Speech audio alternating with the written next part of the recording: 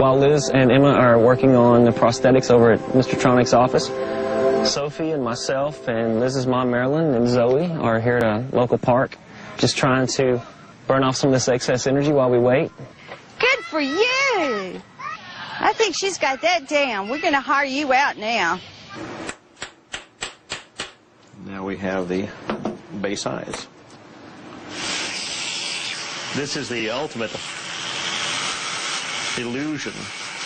I work real hard designing, shaping, forming, and coloring a prosthesis, so when I'm finished, no one knows I was ever there.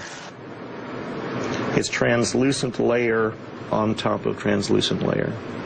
So that's what makes it look real three-dimensional. We're going to make sure that Emma has Liz's eye color. Okay, sweetheart, here we go. Thank you.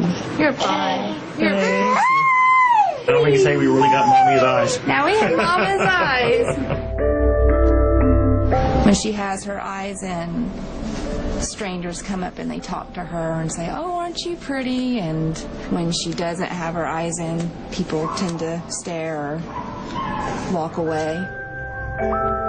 One thing that's common among mothers is they'll grab their children and pull them away from my children, like my children are contagious or something. Yeah, I'm so used to it at this point, though. I don't go out if I'm fragile.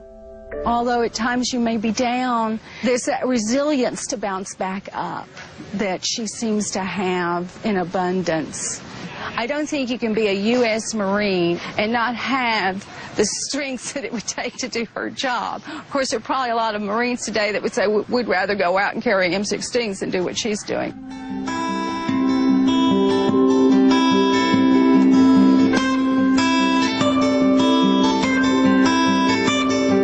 While in Dallas, the family take the opportunity to visit the local zoo. This is an everyday excursion for many families, but for one with 3 deaf-blind children, it is a tactile adventure. Touch is the girl's primary sense, but the smells in the zoo are also fascinating to Emma. That is an enormous input. So strange, and particularly the smell. Smell goes deeply, immediate in central areas of the brain.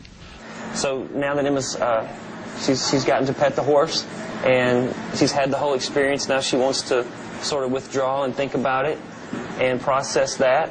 We develop our brain in moments of rest. When you all the time are working, boom, boom, boom, bombarding the child, you don't give the brain time to develop. I know she'll like it. Oh, here he comes. Here he comes. Hey! Oh! Did you feel the fish? Zoe didn't just touch a fish today. Zoe was also learning her environment at the same time.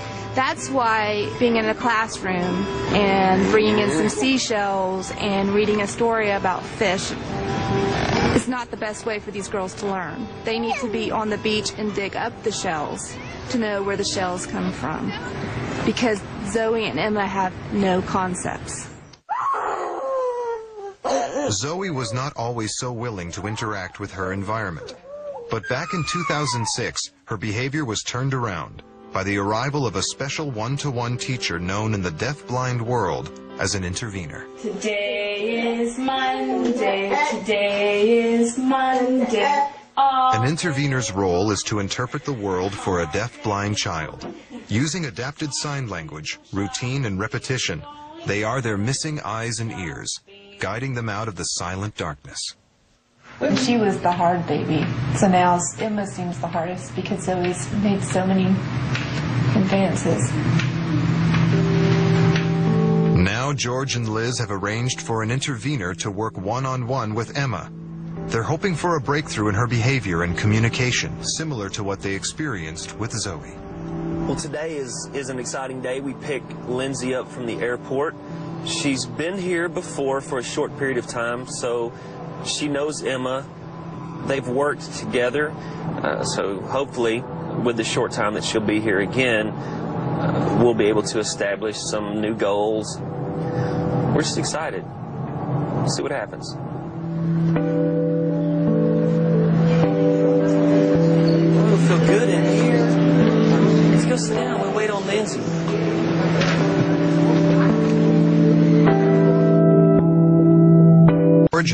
Emma to the airport to meet Lindsay Day, an intervener who has just flown in from Toronto, Canada. It's been 6 months since Lindsay last saw Emma, but theirs is a special bond.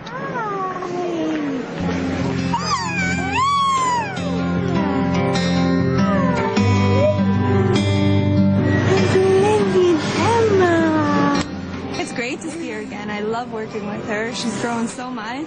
I hope to get her communicating independently. She had started to do really well with her signing, so that's our goal for the next 10 days. Lindsay is a licensed intervener, but she can't get a work visa in the U.S., so she has volunteered 2 weeks of her time to see if she can help Emma come out of her shell. But will 2 weeks be long enough to make a difference?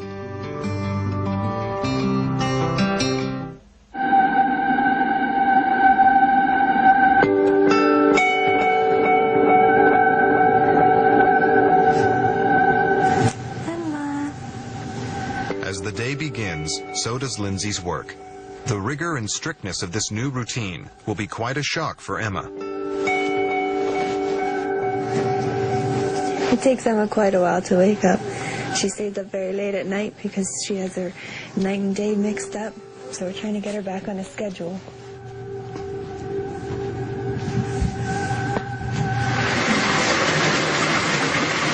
Morning routine is going to be a big thing we'll be working on. Routines like the bath routine, I can teach her some independence and daily living skills, how to wash her own hair and wash her body.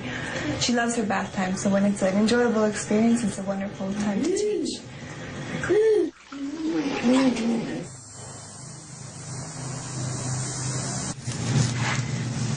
It's a lot easier for people to do things for the children.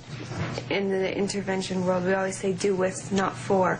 Of course it's easier to just brush her hair and just throw her clothes on her, but it's not teaching her any independence or life skills, and she's growing up and she needs to have the same skills as kids her age.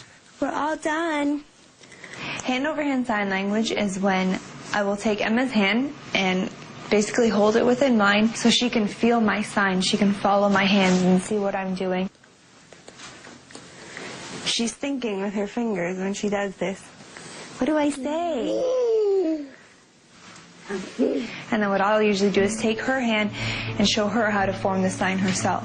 Who's climbing down the ladder? Who's climbing down the ladder? Parents will tell me their kids bothering them, they won't shut up, or things like that. And I think, you were so lucky. Your kid is talking your head off. What's that? Well, this mall. Every single day that Sophie says good morning or hi mom or talks to me, it's a miracle. Because I waited so long for those first words. The limited sight that Sophie does have makes an enormous difference to her progress in the world and sets her apart from her sisters.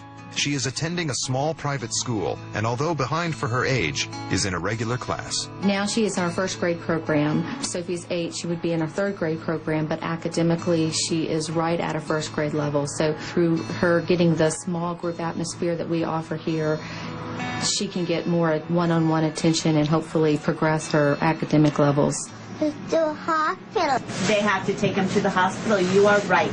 When she first came into the school, she played by herself a lot, which she was used to doing anyway, but it didn't take very long for her to learn how to make friends and learn to communicate with the other children. So she has just progressed tremendously in a year. She's good at drawing.